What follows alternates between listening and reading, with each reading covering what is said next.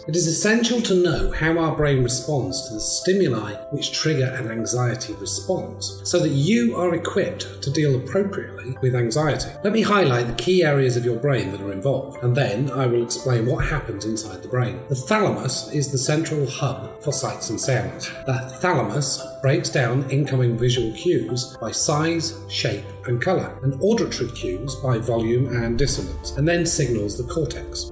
The cortex then gives raw sights and sounds meaning, enabling you to be conscious of what you are seeing and hearing. And I'll mention here that the prefrontal cortex is vital to turning off the anxiety response once the threat has passed. The amygdala is the emotional core of the brain, whose primary role is to trigger the fear response. Information passing through the amygdala is associated with an emotional significance. The bed nucleus of the stria terminals is particularly interesting when we discuss anxiety. While the amygdala sets off an immediate burst of fear, the BRST perpetuates the fear response, causing longer-term unease typical of anxiety. The locus coeruleus receives signals from the amygdala and initiates the classic anxiety response: rapid heartbeat, increased blood pressure, sweating, and pupil dilation. The hippocampus is your memory center, storing raw information from the senses, along with emotional baggage attached to the data by the amygdala. Now we know these key parts. What happens when we are anxious,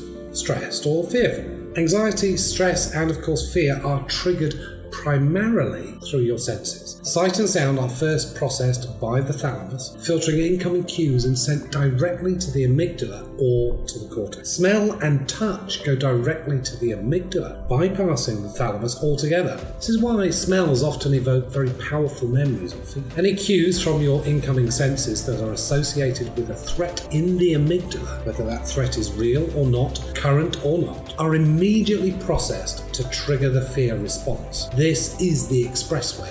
It happens before you consciously feel the fear. The hypothalamus and pituitary gland cause the adrenal glands to pump out high levels of the stress hormone cortisol. Too much cortisol short-circuits the cells of the hippocampus, making it difficult to organize the memory of a trauma or a stressful experience. Memories lose context and become fragmented. The body's sympathetic nervous system shifts into overdrive, causing the heart to beat faster, blood pressure to rise, and lungs to hyperventilate. Perspiration increases and the skin's nerve endings tingle, causing goosebumps. Your senses become hyper-alert, freezing you momentarily as you drink in every detail.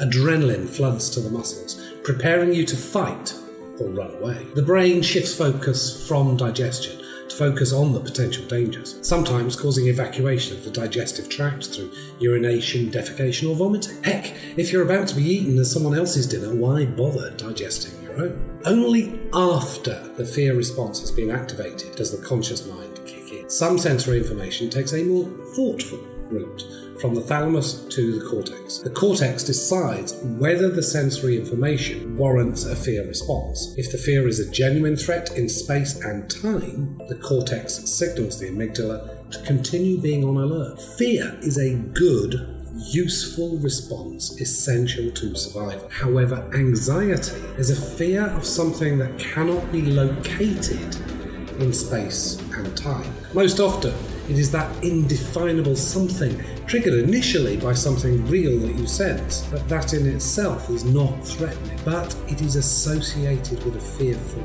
memory. And the bed nucleus of the stria terminals perpetuate that fear response. Anxiety is a real fear response for the individual feeling anxious, and anxiety can be debilitating for the sufferer. Now that you know how anxiety happens in your brain, we can pay attention to how we can deliberately use our prefrontal cortex to turn off an inappropriate anxiety response once a threat is passed.